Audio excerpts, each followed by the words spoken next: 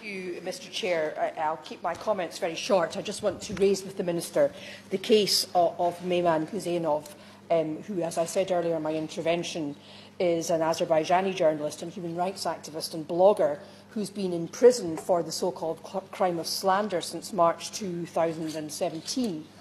And as has been said, independent human rights organisations view Azerbaijan as one of the world's most repressive countries, and its judicial system is not seen as independent of its powerful executive.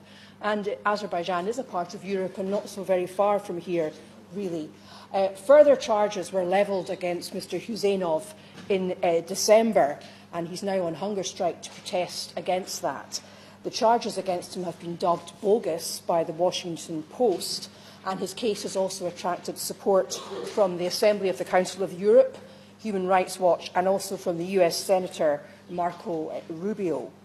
As I say, Mr Huseynov is now on hunger strike and his health is deteriorating. And the Council of Europe's Commissioner for Human Rights saw fit to make an intervention earlier this week when he called the Azerbaijani Deputy Minister of Foreign Affairs to raise with him Mr Huseynov's case.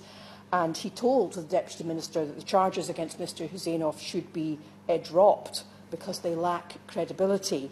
And he also underscored that the authorities are under an obligation to afford the necessary medical care to Mr Huseynov, whose condition is extremely worrying, and he particularly asked the officials to transfer Mr Huseynov to a civilian hospital for medical care.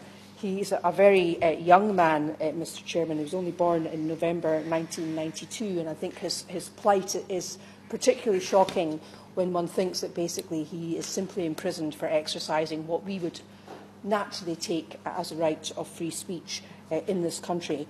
And so really I'm anxious to raise his case with the Minister. Can I call Bob Stewart?